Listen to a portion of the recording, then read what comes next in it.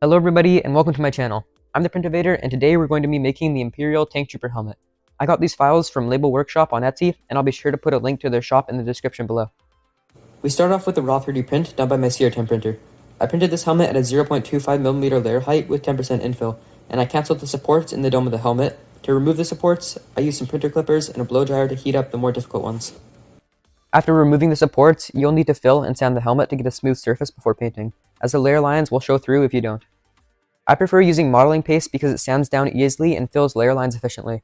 Remember to use a respirator when working with modeling paste, as it can be quite smelly and it's always better to err on the side of caution. First, use the standard modeling paste to fill in the areas with prominent layer lines. For example, I had a minor layer shift in the middle of the print, so I used the paste with a thin metal scraper to fill it in. For the rest of the helmet, I combined a scoop of modeling paste with a bit of water. In this situation, less is definitely more as it thins very quickly.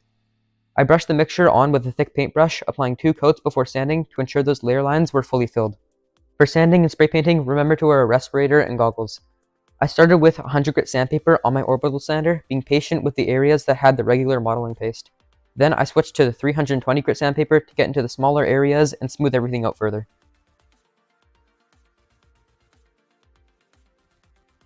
After sanding, I sprayed a light coat of filler primer and waited for it to dry. This revealed any missing spots, allowing me to repeat the sanding process with the 100 grit and 320 grit sandpaper as needed.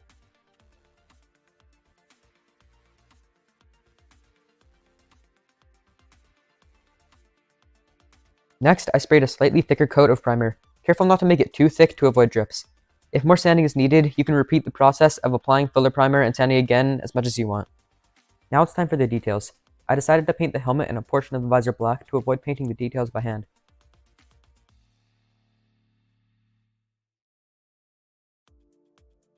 I taped it up with the painter's tape and cut it out with an X-Acto knife. Take your time with this step to avoid missing any details because it's very annoying to fix later.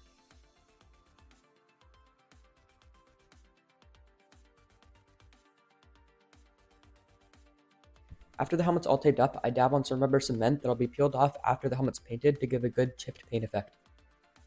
Next, I sprayed the first coat of white onto the helmet, and since these coats won't be sanded down, make sure you don't get any drips. After the second coat of white, I removed the tape.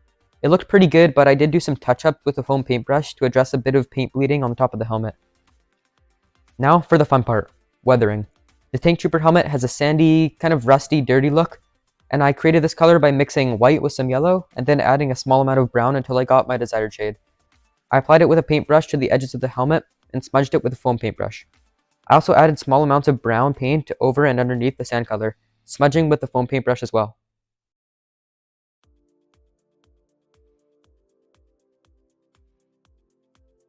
To make the helmet look more generally worn and dirty, I combined black paint with some water.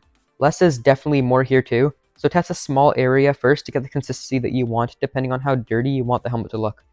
Apply it with a foam paintbrush and wipe it off almost immediately with a paper towel, leaving paint in the corners and edges and a thin layer on the helmet itself. I made my mixture a bit too thin, so I did 2 or 3 coats in some areas. With the painting done, it's time for assembly. The back vents of the helmet were punched out in the print, so I took a few pieces of mesh netting and glued them to the inside to prevent my head from showing through when wearing the helmet. For the visor, I used a Hobart face shield. I put the visor into the helmet and made a rough sketch, then cut well around it. I attached the visor to the helmet with hot glue and added a piece of foam where my nose touches for comfort. Finally, I attached the shield with clear Gorilla Glue and taped it to the helmet until it dried overnight.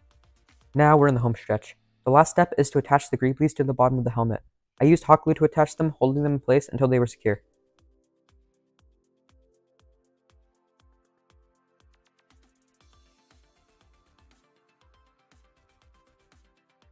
And that's it. I hope you enjoyed the video and found it helpful. I'd be grateful if you considered subscribing. It allows me to make more content like this for all of you. Until next time, I'm the Printivator, and thank you for watching.